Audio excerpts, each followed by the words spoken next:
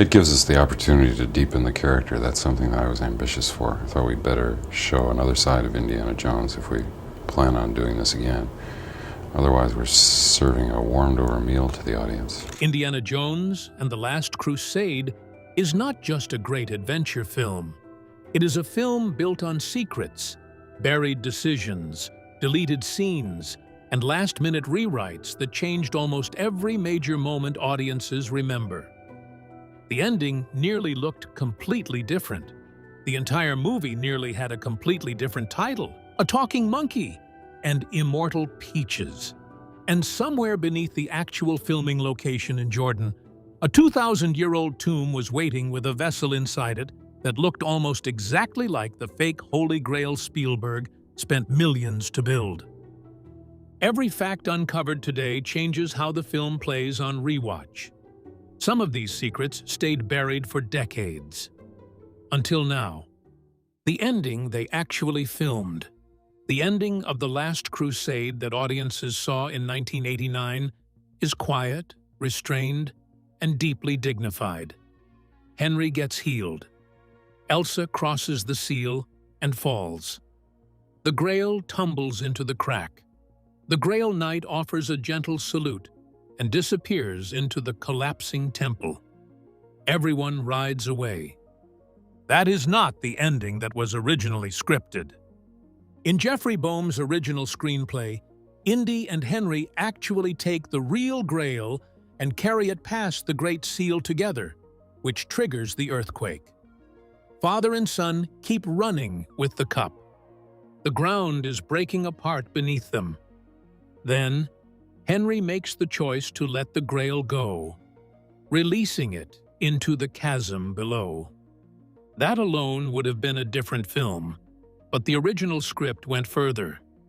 Seeing the Grail taken past the boundary, the Grail Knight does not stay behind. The ancient guardian chases Indy and Henry out of the temple on horseback.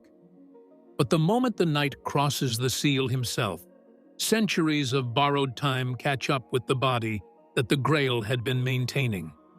The knight and the horse turn to stone in mid-gallop. They crumble into sand. The explosion that seals the temple blows the remains away forever. Tom Stoppard, the Oscar-winning playwright behind Shakespeare in Love, was brought in for an uncredited script polish and replaced that entire sequence with the quiet salute. The change traded action for dignity. The knight had waited 7 centuries for someone worthy to find the Grail. When worthy people finally arrived, the knight did not need to crumble dramatically into dust. The rest earned by that long wait was reward enough. But the Boehm draft was not even the first version of the script to exist, and the one that came before it sent Henry Jones Sr. somewhere far more unexpected. The first draft that sent Henry to heaven.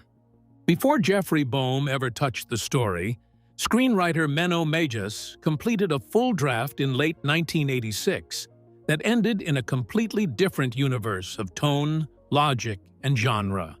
In the Mejus version, the love interest is not Elsa. The female lead is a nun named Chantal, and Indy meets her while searching for Henry inside a French castle at Montségur. The Grail's setting shifts to a much more supernatural framework from the first page.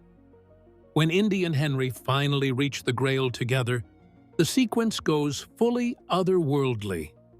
A Nazi villain touches the cup and literally explodes on contact. Not aging rapidly, not crumbles into dust. Explodes. Then Henry touches the Grail. Instead of using the cup to heal a wound, Henry steps onto a staircase that appears out of nowhere and ascends directly into heaven. Not metaphorically, physically. The man simply walks up and disappears into the afterlife, while Chantal, the nun, watches from below. Chantal then has to decide, follow Henry into whatever lies above, or stay on Earth because of love for Indy. She chooses Indy. The two get married. Roll credits. That is the version of the Indiana Jones trilogy that almost existed. Spielberg brought in Bohm to start fresh. The Holy Grail stayed. Henry stayed. The father-son emotional core that Mages had identified as the heart of the story survived. Almost everything else from the Mages draft was left on the table. Screenwriter Jeffrey Bohm later described his entire purpose as taking the one thing that mattered from the various drafts: the relationship between a father and a son who had spent decades missing each other, and building every single piece of the film around that center. But even before Mages, the film had a completely different identity with a completely different name and a very different kind of immortality at its core. The movie that was called The Monkey King. Before the Holy Grail was ever part of this story, the third Indiana Jones film had a different name: Indiana Jones and the Monkey King.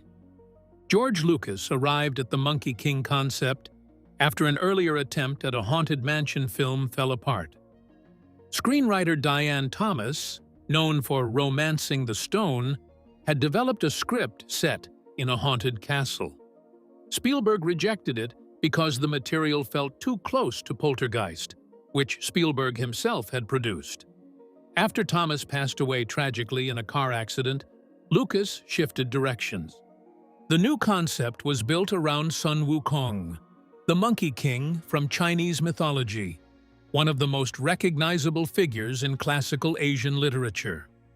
Lucas wrote an 8-page treatment and brought in Chris Columbus, the future director of Home Alone and both Harry Potter films, to develop it into a full screenplay.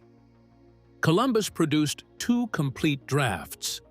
The script featured a talking spider monkey, a 3-story rolling tank, and a garden of immortal peaches that would kill anyone not pure of heart on contact. Lucas was genuinely enthusiastic about the material. Spielberg read the Columbus draft and told the team it made him feel too old to direct it. The concept was abandoned. The Holy Grail replaced the immortal peaches as the MacGuffin. But the script had already built pieces of infrastructure that proved too good to throw away. The 3-story tank battle in the finished film originated entirely in the Monkey King drafts. The theme of immortality as a test rather than a prize, where the wrong person touching the gift brings destruction, also survived from those early pages. The final film took the best structural elements from a script nobody would have recognized and buried them inside a completely different story. James Bond's secret assassination. Spielberg spent his entire career describing Indiana Jones as the James Bond film Spielberg never got to direct. Casting Sean Connery as Indy's father was the most obvious expression of that obsession. But Spielberg buried one more layer of Bond tribute inside the Grail Chamber sequence that almost nobody has caught in over 30 years. Pay attention to the gun when Donovan shoots Henry Jones, Sr. The weapon is a Walther PPK. For decades, the Walther PPK was James Bond's signature sidearm, the specific model associated with the character across film after film since the early 1960s. It is not a generic prop choice. That gun was chosen deliberately. Now look at who is pulling the trigger. Julian Glover, who played Donovan, also appeared in the Bond film For Your Eyes Only in 1981, where Glover played the villain Aristotle Christatos. And standing directly beside Glover in the scene is Alison Doody, who plays Elsa. Doody had appeared as a Bond girl in A View to a Kill in 1985. So the full picture of what Spielberg constructed in that single scene is a Bond villain shooting James Bond himself with Bond's own signature weapon, while a Bond girl watches from 2 feet away. 5 cast members across the entire film, including John Rhys-Davies, Michael Byrne, and Julian Glover, had Bond franchise connections. Spielberg assembled nearly a complete Bond reunion inside an Indiana Jones movie, without any press coverage ever making the connection explicit. The father, who was only 12 years older. In the film, Henry Jones Sr. is Indiana Jones's father. On screen, the relationship reads as a generation gap, a weathered academic patriarch and his middle-aged adventurer son. In real life, Sean Connery was born in 1930. Harrison Ford was born in 1942. The man playing the father is 12 years older than the man playing the son. Connery knew this immediately when the offer arrived and refused the role on that basis. The casting made no logical sense. Nobody would believe a 12-year age gap between a father and a son, especially when both actors were visually recognizable as men of similar generations. Spielberg went back to Connery and began restructuring the character. Connery, who was a serious student of history, brought his own research to the meetings. The character shifted away from the original Yoda-like wise elder figure towards something more combative, more competitive, more academically passionate, and more genuinely funny. Connery drew inspiration from historical adventurer Sir Richard Francis Burton when building the performance. The 12-year age gap disappeared from audience awareness because the dynamic between the two performances was so specific and so grounded that the birth certificate mathematics became irrelevant. Connery also added a detail to the story that the screenplay had not included: the revelation that Elsa had been in a relationship with Henry before meeting Indy. Connery ad-libbed the line that reveals this fact in a single throwaway sentence. The crew stopped filming from laughter, and Spielberg kept it in the final cut. The man who nearly refused the role because the logic did not work ended up delivering the most beloved performance in the entire film.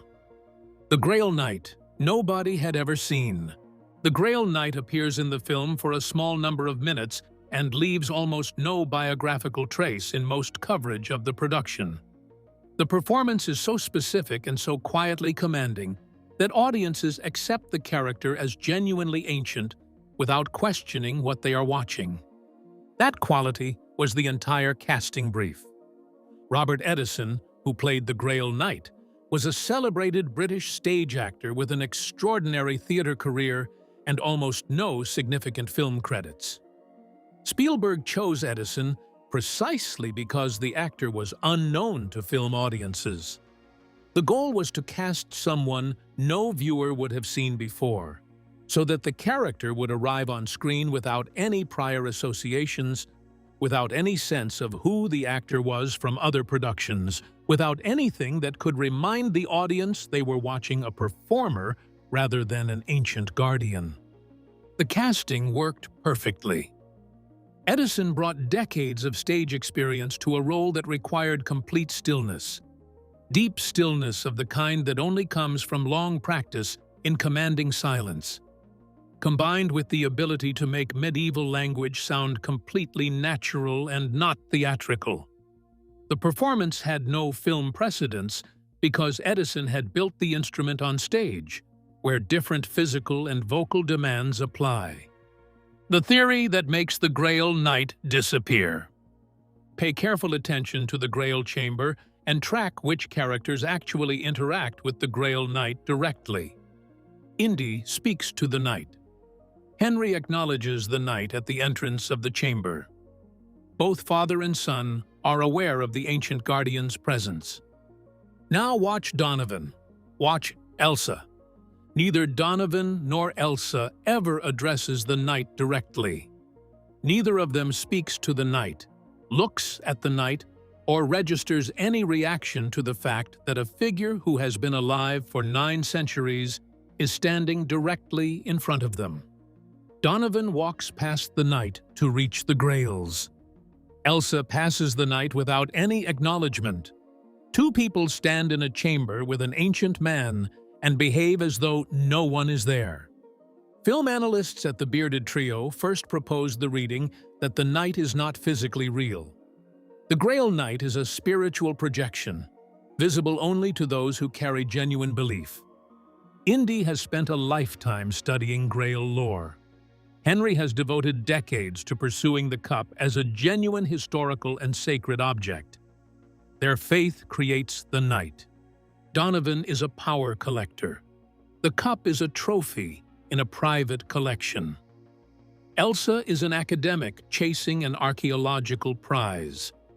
Neither operates from belief in the sacred dimension of what the Grail actually represents. To a true believer, the knight appears. To a collector, the chamber is simply an obstacle course with cups at the end. Spielberg and Lucas never confirmed or denied this reading. But once the evidence is arranged, the sequence never plays the same way again. What makes the Petra filming location even more extraordinary is what was discovered directly beneath the temple 35 years after the cameras left. The real tomb beneath the fake temple. The exterior of the Grail Temple in the film is the treasury at Petra, Jordan, a structure carved directly into sandstone cliffs by the Nabatean civilization roughly 2,000 years ago. Before The Last Crusade was released in 1989, a few thousand tourists visited Petra each year. After the film, that number climbed toward 1 million annually.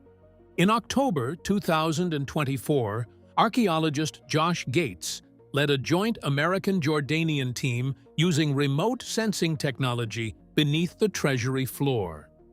The equipment identified a hidden chamber sealed beneath the ground. The team began excavating. The chamber contained 12 ancient skeletons dating back approximately 2,000 years to the Nabatean kingdom. The skeletons had been buried with objects. One of those objects, held in the hands of one of the skeletons, was a ceramic vessel with a plain, unadorned surface and a simple, rounded shape. The resemblance to the plain clay cup that Indy chooses as the real Grail in the film was immediate enough that Gates and his team stopped moving when they spotted it. Spielberg spent millions of dollars building a prop that was designed to look like the kind of humble cup a carpenter from first-century Judea would have actually used. Something plain, something overlooked, something that only a person looking for the right thing rather than the impressive thing would choose correctly. The real cup inside the real chamber beneath the real filming location was already there. It had been there for 2,000 years, waiting 6 feet below where the cameras were rolling. The production spent the budget building something that was buried underneath the set the entire time. The scar on the wrong face. Harrison Ford has a real scar on the left side of his chin. Ford received the injury in a 1969 car accident, years before the first Indiana Jones film existed. In Raiders of the Lost Ark and Temple of Doom, the scar simply existed as part of Ford's face. Nobody gave it a story. For The Last Crusade, the filmmakers decided to create a fictional origin for a real physical feature. In the opening prologue, 13-year-old Indiana Jones, played by River Phoenix, accidentally whips himself across the chin while fighting off a lion on a circus train. Blood appears on the young face. The scar gets its story. The problem, visible in every print and home release of the film since 1939, is the direction. Ford's actual scar is on the left side of the chin. In the prologue, Phoenix wipes blood from the right side. The prologue was filmed as a mirror image of the real geography of Harrison Ford's face. The origin story for a real scar points to the wrong side of the face it was designed to explain. This error has been sitting in the film across every home video format, from VHS to 4K remaster, for more than 35 years. Film researchers, Indiana Jones scholars, and dedicated rewatchers waited more than 3 decades before the reversal was formally documented and discussed in any significant coverage. The sequence replaced before release. In the film's climax, Indy must pass 3 lethal trials to reach the Holy Grail. The second trial, the Word of God, requires stepping on the correct letters of a name to cross a tile floor.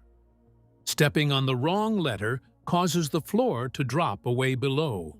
In the finished film, stepping on the wrong tile opens a deep, bottomless pit below Indy's feet. That is not how the scene was originally filmed. In the version actually shot, stepping on the wrong letter drops Indy into a nest of live tarantulas. Not a bottomless pit. A floor crawling with spiders, large enough to make the scene genuinely disturbing. A photograph from the tarantula version appeared on the back of the film's Laserdisc sleeve release, placing it in front of a subset of home video collectors without the broader audience ever noticing. The tarantula sequence was also included in Marvel Comics' official comic book adaptation of the film, which followed the filmed version rather than the theatrical cut. At some point during the editing process, the tarantulas were replaced with the simpler open-pit version. No official explanation for the substitution has ever been given by the production. The Laserdisc photograph makes the deleted sequence verifiable, rather than speculative. The scene was filmed. The spiders were in the set. The decision to cut the material was made after the footage existed. The daily obligation of immortality. The Grail Knight has guarded the cup for approximately 9 centuries when Indy finds the chamber. The Grail grants immortality to anyone who drinks from it. Yet the Knight appears ancient, frail, deeply worn by time. The Grail should have kept the Knight in perfect health across all those years. The film never explains the contradiction. The official novelization of The Last Crusade by Rob McGregor provides an answer that does not appear anywhere in the screenplay or in any version of the shooting script. According to the novel, the Knight reveals a condition that the film omits entirely. The Grail must be drunk from every single day. For each day, the cup is not used. The drinker ages 1 full year. Across 9 centuries of guarding a chamber alone in a carved rock temple, the Knight must have missed countless days. Through illness, through sleep disruptions that lost track of daily routine, through the simple attrition of solitary existence across hundreds of years. Each missed day added a year to the visible age of the body that the Grail was otherwise maintaining. The novelization transforms the Knight from an unexplained anomaly into a being with a specific and quietly devastating biography, kept alive indefinitely by an obligation that also guarantees a slow and accumulating punishment for any lapse in devotion. The playwright who rewrote everything. Tom Stoppard is one of the most celebrated playwrights in the history of the English language. Rosencrantz and Guildenstern are dead. Arcadia, the real thing. Stoppard has worked at the highest level of literary theater for decades and received the Academy Award for Best Adapted Screenplay for Shakespeare in Love in 1999. Stoppard rewrote the entire dialogue of The Last Crusade without receiving a single credit on the finished film. The rewrite came as a favor to George Lucas. Stoppard worked under the pen name Barry Watson on the production. Spielberg later said in interviews that almost every significant line in the film, including every major exchange between Connery and Ford, came from Stoppard's passage of the material.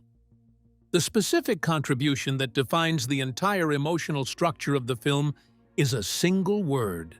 In Jeffrey Boehm's original screenplay, Henry Jones Sr. calls Indy Jr. exactly once. A single line. No payoff. No pattern. No meaning. Stoppard took that single use of Jr. and turned it into the film's central emotional instrument. Throughout the film, Henry refuses to call Indy by the chosen name. Always Jr. The word becomes a small, persistent act of a father who never quite acknowledged the person standing in front of him. Then, in the climax, As Indy dangles over the chasm reaching for the Grail, Henry speaks the name Indiana for the first and only time. In that one word, a father finally sees a son as a complete person rather than as an extension of the family name. Indy lets the Grail go. The boy who studied the man. When Spielberg needed a young actor to play 13-year-old Indiana Jones in the opening prologue, Harrison Ford had a specific suggestion. The actor who looked most like Ford at that age, Ford told the production team, was River Phoenix. Ford and Phoenix had already played father and son in The Mosquito Coast in 1986. The physical resemblance was genuine. The rapport between them was already established. The casting made sense on every practical level. When Phoenix arrived on set, the preparation method was entirely unexpected. Phoenix did not rewatch Raiders of the Lost Ark or Temple of Doom. Phoenix did not study the character's physical mannerisms from existing footage or reconstruct Indy's walk, posture, or gestural vocabulary from research. The straightforward approach of studying the established version of the character and building backward from it was not the approach Phoenix chose. Instead, Phoenix spent the rehearsal period watching Harrison Ford between takes. Not Ford as Indiana Jones performing a scene. Ford as Harrison Ford, standing around on a set between shots, talking to crew members, adjusting equipment, moving through a working day with no performance attached. Phoenix later explained the distinction directly. The goal was not to play Indiana Jones. The goal was to do a version of Harrison Ford. Two legends, zero trousers. The Zeppelin sequence in the film required the interior of a luxury airship to be recreated at Elstree Studios in England. The scene is set in winter. To establish the cold climate of the period setting, everyone in the sequence wore heavy fur coats and thick winter hats under studio production lighting. Studio production lighting generates significant heat. The interior set was not cold. The interior set was extremely warm. Connery reached his limit first. The fur coat was coming off. Since the scene required the coat to remain visible on camera, the solution Connery selected was to remove the trousers instead, filming from the waist up in a formal coat and hat with nothing below. Ford initially disagreed with this approach. Then the studio lights continued running. Ford removed his trousers as well.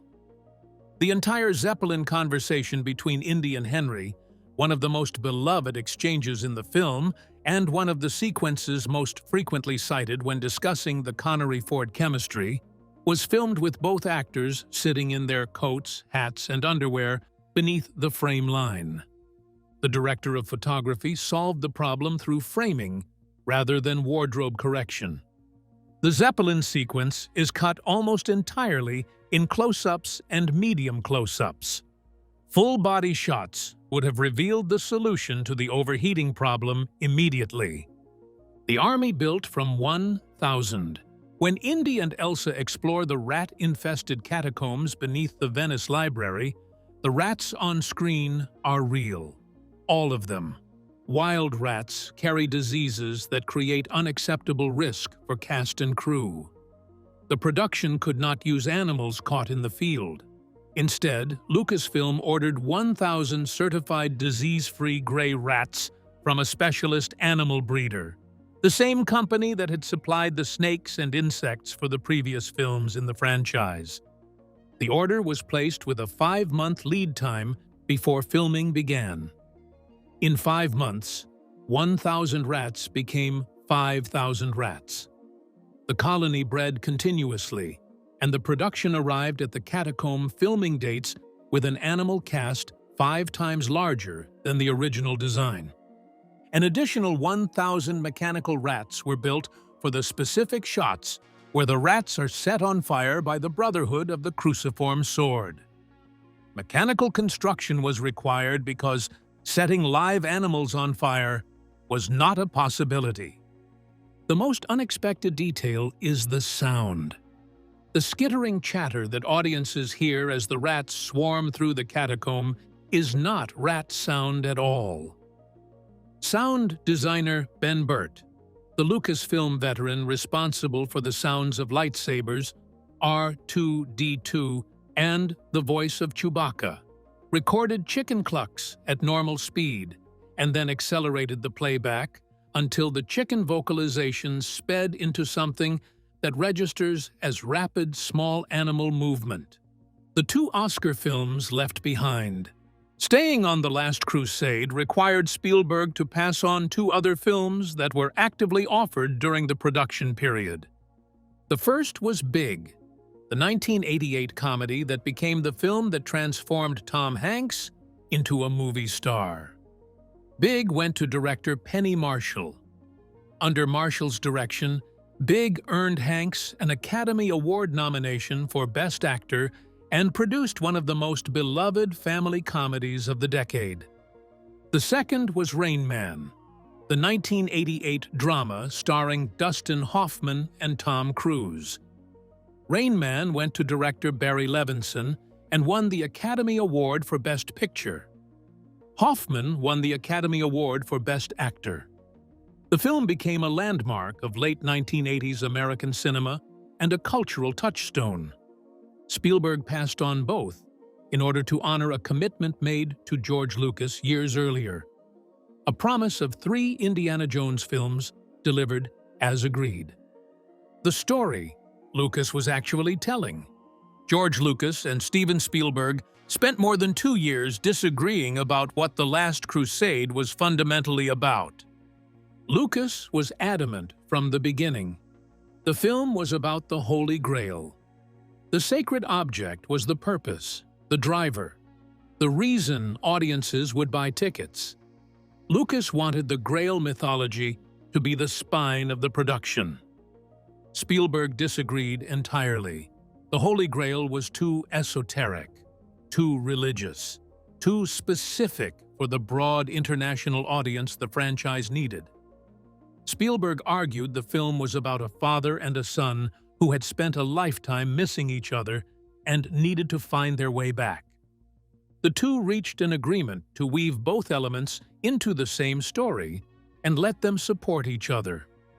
Tom Stoppard was brought in specifically to accomplish what neither Lucas nor Spielberg had managed alone: make the Grail feel urgent enough to justify the quest, while making the father-son relationship feel urgent enough to justify caring about the quest. Jeffrey Boehm later described the result in precise terms. The film is not really about the Holy Grail. The Grail is the occasion. The film is an archaeological search by a son for his own identity and for acceptance from a father who was always looking just past him at the next historical discovery. Indiana Jones and the Last Crusade spent 35 years hiding things in plain sight.